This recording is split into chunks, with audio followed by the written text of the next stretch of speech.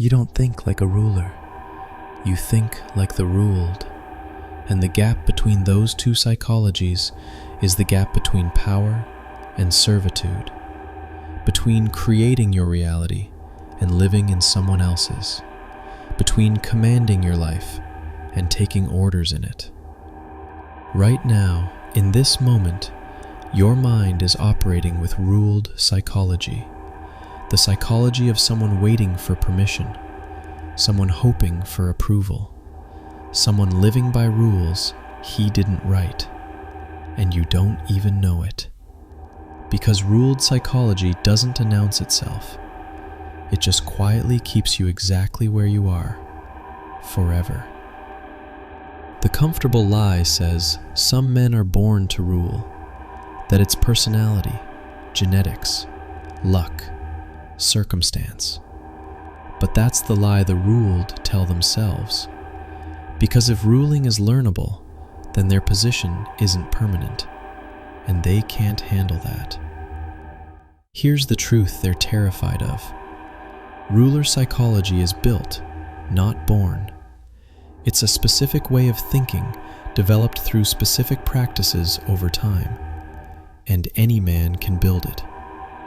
But most won't, because building it requires destroying who you currently are, and that's more painful than staying weak. Today we decode the exact psychology of men who rule, not men who succeed, not men who lead, men who rule. And we show you the path to build it yourself, stage by stage, practice by practice, death by death. This is Nietzsche's map to power, and once you see it, you can never go back to being ruled. Let me show you where you are right now. Something goes wrong. Your business fails. Your relationship ends. Your project collapses. What's your first thought? Why did this happen to me? What did they do wrong? How did circumstances screw me? That's ruled psychology. You just outsourced your power. You made yourself a victim of external forces. Because if they did it to you, you're not responsible. And if you're not responsible, you're not powerful. You're just a leaf in the wind, hoping the wind blows favorably. The man with ruler psychology has a different first thought. What did I do to create this? Where did I fail? How do I ensure this never happens again? Not because he's self-critical, but because if he created it, he can fix it. If it's his fault, it's his power. He's not looking to blame. He's looking for leverage, and blame gives none. Responsibility gives all. You see the difference? Same situation, completely different psychology. One psychology keeps you weak and blameless. The other makes you powerful and accountable.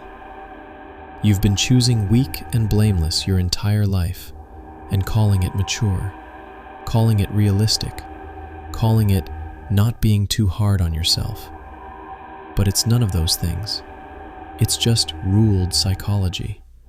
The psychology of someone who doesn't believe he has the power to change his reality. So he doesn't take responsibility for creating it. Here's another place you see it. You're planning something, a business, a move, a major life change. How far ahead are you thinking? A month? 6 months? Maybe a year if you're disciplined? That's ruled psychology. Short time preference. You're thinking in the time frame of an employee, someone who needs results now because someone else is measuring. But the man with ruler psychology? He's thinking in decades. He's planting trees he'll never sit under, building institutions that will outlive him, making moves today that won't pay off for 10 years. Why? Because he's not being measured. He is the measure. He doesn't answer to quarterly earnings or annual reviews or anyone's timeline but his own. So he can afford to wait, to build slowly, to play the longest game. and the longest game always wins. Because everyone else got impatient and made compromises. Everyone else needed results now. Everyone else was thinking like the ruled. But you can't think that way, because you need your paycheck. You need your boss's approval. You need results this quarter or you're in trouble. You're trapped in short time preference because you're trapped in ruled psychology. And as long as you think short, you'll stay ruled. Because ruling requires seeing beyond next month, beyond next year, beyond your lifetime. Here's where it gets uncomfortable. You're in a meeting, or a social situation, or a relationship, and there's a hierarchy, an unspoken rank order. Where do you naturally fall? Be honest. Not where you wish you were, where you actually instinctively position yourself. If you're like most men, you position yourself in the middle, or below. You defer to others. You don't claim the top position, even when nobody else is claiming it, even when it's empty. You just naturally assume someone else should be there, not you. That's ruled psychology. You're uncomfortable with hierarchy when you're at the top. You feel guilty, presumptuous, like you're overstepping. So you stay below, stay safe, stay in your lane. But the man with ruler psychology, he doesn't even think about it. He just naturally occupies the top. Not aggressively, not apologetically. You stop feeling like a victim. You start feeling like a creator. Because if you created all your problems, you can create all your solutions. That's ruler psychology. Everything is my power. Stage 2. Long time preference. For the next 90 days, make 0 decisions based on immediate gratification. None. Every choice you make, ask, what does this look like in 10 years? If the answer is bad in 10 years, don't do it, no matter how good it feels now. The donut? Bad in 10 years. Skip it. The TV show binge? Bad in 10 years. Skip it. The easy money with long-term consequences? Skip it. The relationship that's fun now, but wrong long-term? End it. Everything gets filtered through the 10-year lens. This is excruciating, because your entire life is optimized for now, for today, for this week. You're addicted to immediate results, immediate pleasure, immediate validation. And this practice destroys that addiction. You will be uncomfortable, bored, frustrated, craving. Good. That's your short time preference dying. And when it dies, you start thinking like a ruler. You start making decisions that compound over decades. You start building things that outlast you. You start playing the long game. And the long game is where all real power lives. Stage 3. Comfortable with conflict. For the next 90 days, start 1 necessary conflict per week. Not random conflict, necessary conflict. Someone disrespecting you? Address it. Something wrong at work? Call it out. Boundary being violated? Enforce it. 1 conflict per week. This will terrify you. Everything in you will resist. Your conflict avoidance is deep, primal. You've spent your life running from friction. Now you're walking into it, deliberately, weakly. And here's what you discover. Conflict isn't as bad as you feared. Most people back down when you stand firm. The ones who don't, they were always going to be problems. Better to know now. And slowly, over 90 days, you stop fearing conflict. You start seeing it as information, as clarification, as necessary. And when you stop fearing it, you become dangerous. Because dangerous men don't avoid conflict. they use it, and everyone can feel the difference. Stage 4. Frame control. For the next 90 days, never explain yourself. Never defend yourself. Never justify your decisions. Someone questions you, don't explain. Someone criticizes you, don't defend. Someone asks why you did something, you don't owe them an explanation. Just hold your position. No explanation, no defense, no justification. Just assertion. This is my decision. This is what I'm doing. This is what I believe. Period.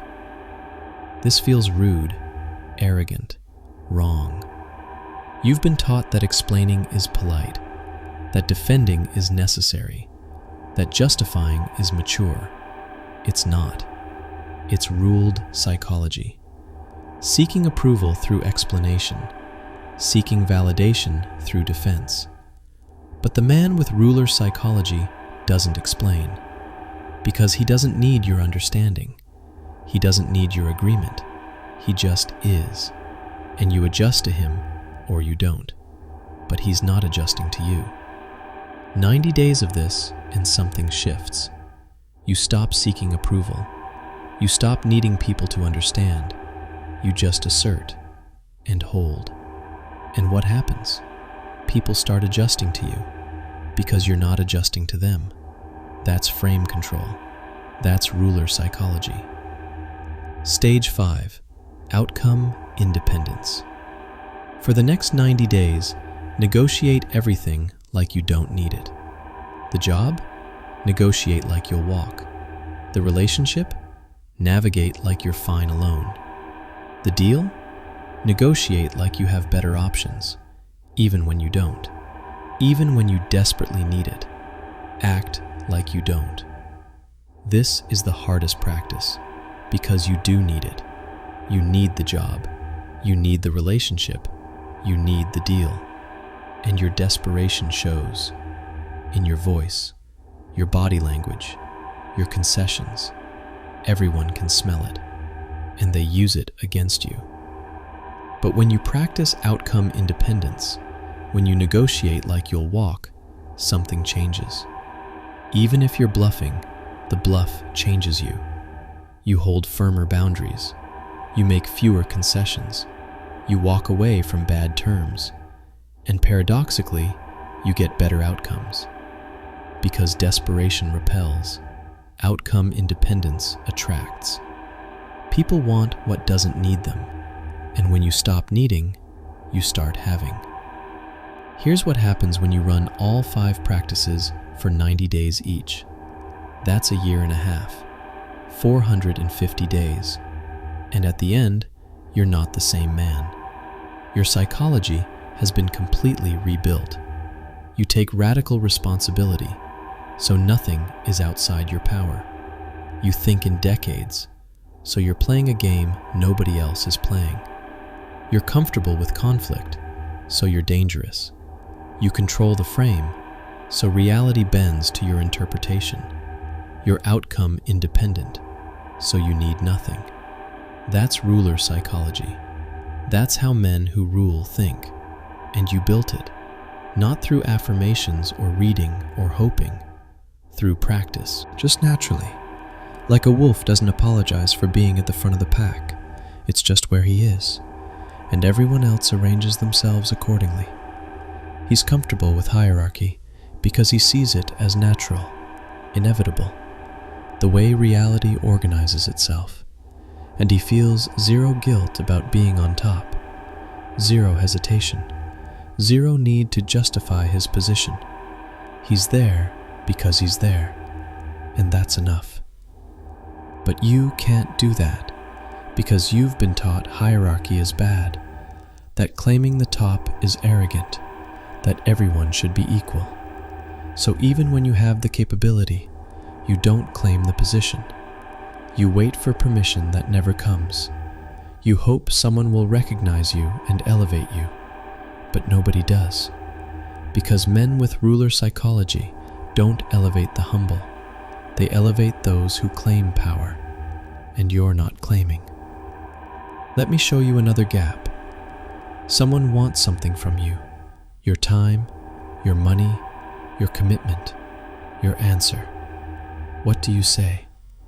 If you're like most men, you say yes, or maybe, or let me think about it. Anything except a clean, immediate no. Why? Because you don't want conflict. You don't want them to be disappointed. You don't want to seem difficult or uncooperative. You need them to like you. That's rulered psychology. You can't say no because no creates friction, and you're afraid of friction, afraid of their reaction, afraid of losing their approval. So you say yes to things you don't want, or you waffle, you hedge, you delay, anything to avoid the clean boundary of no. But the man with ruler psychology? No is easy, effortless, immediate. He doesn't explain it, doesn't justify it, doesn't soften it, just no. Because he's not afraid of their reaction, he's not seeking their approval, he's outcome independent. He wants things but needs nothing. Not their business, not their friendship, not their opinion. So he can afford to say no. And that freedom, that ability to refuse, that's power, real power.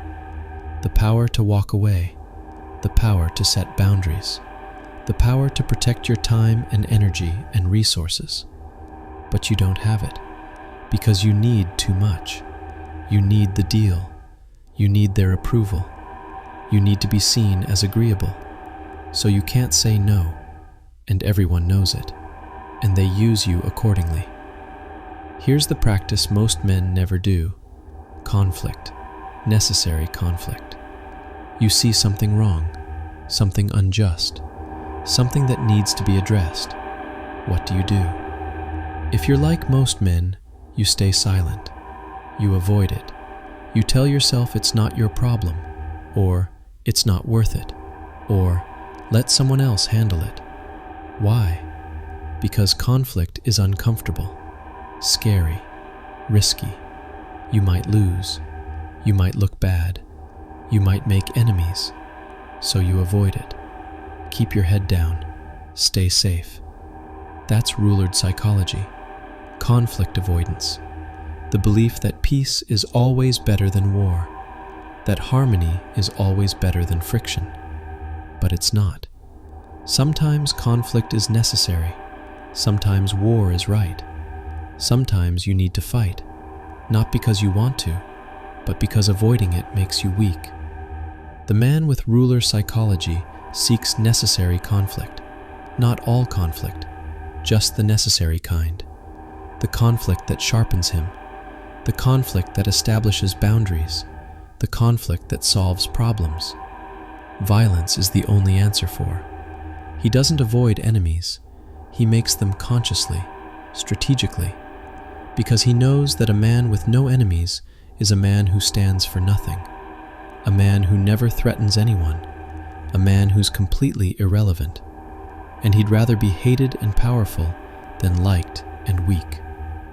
But you can't think that way, because you've been taught conflict is always bad, that making enemies means you failed, that the goal is for everyone to like you. So you avoid necessary conflict, and you stay weak. And everyone who would be your enemy just walks over you instead, because you're not dangerous enough to be worth fighting.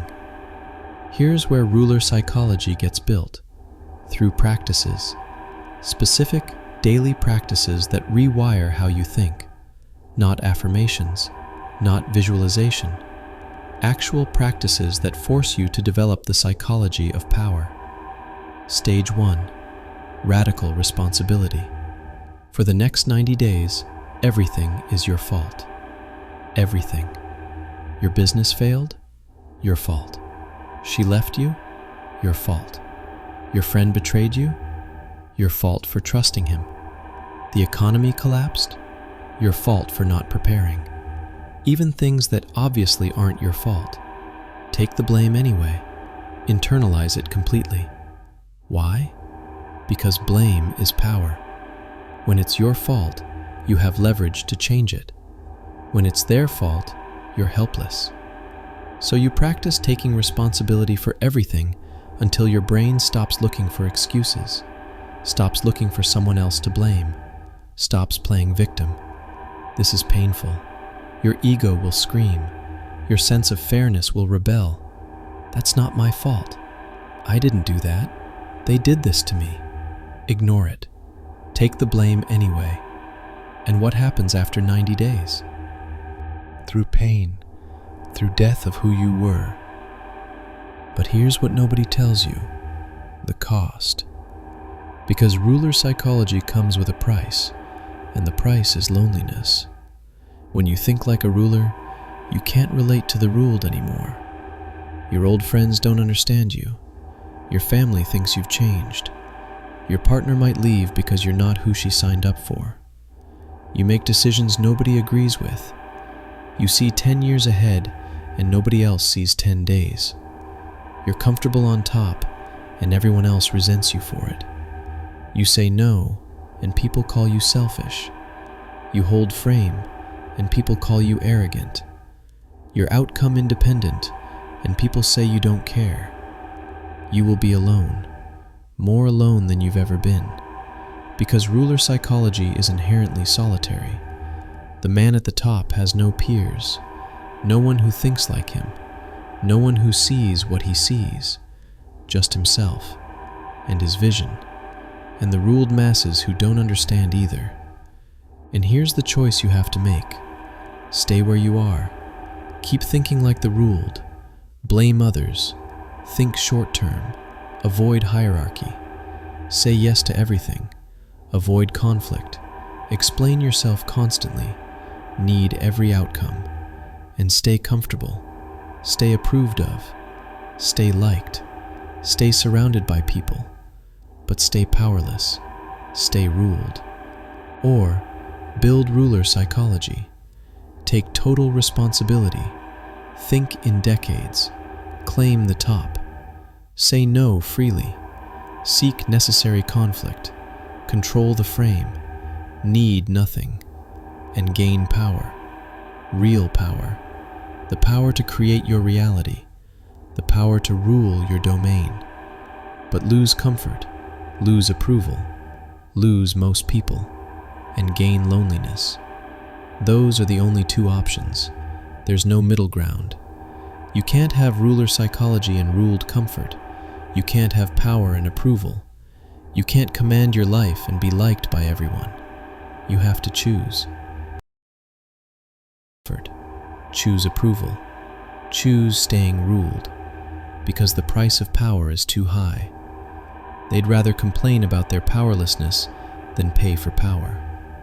They'd rather blame circumstances than take responsibility. They'd rather be comfortable and weak than lonely and strong. And that's fine. The world needs the ruled. Someone has to follow. Someone has to work the jobs. Someone has to stay in their lane. But if you're watching this, you're not that someone, or you don't want to be. So choose, right now. Do you build ruler psychology and pay the price? Or do you stay comfortable and stay ruled? Because you can't have both. Nietzsche understood this. He talked about the overman, the man who overcomes himself, who creates his own values, who rules himself first, then rules his domain. And he was clear about the cost. The overman is alone, above the herd, misunderstood, often hated, but free, powerful, creating reality rather than living in it. And Nietzsche asked, would you choose this, knowing the cost, knowing the loneliness? Most men say no. They want the power without the price, the command without the solitude, the strength without the loss. But you can't have it. Power is expensive, and loneliness is the price. So the question isn't, do you want power? The question is, are you willing to be alone to have it? Are you willing to lose people, lose comfort, lose approval, to gain yourself, to gain your domain, to gain the psychology of men who rule. Most men aren't willing, and they stay ruled forever. Don't be most men. If this revealed a psychology you didn't know you had, good. Most men go their entire lives never realizing they think like the ruled, never realizing power was available if they paid the price. Don't be them. If you want to build ruler psychology, practice by practice, stage by stage, subscribe. This channel doesn't give you comfortable lies. It gives you uncomfortable truths and the practices to embody them. Drop a comment. Which stage scares you most? Radical responsibility? Long time preference? Conflict? Frame control? Outcome independence? The one that scares you is the one you need most. Let's see who's actually willing to build power.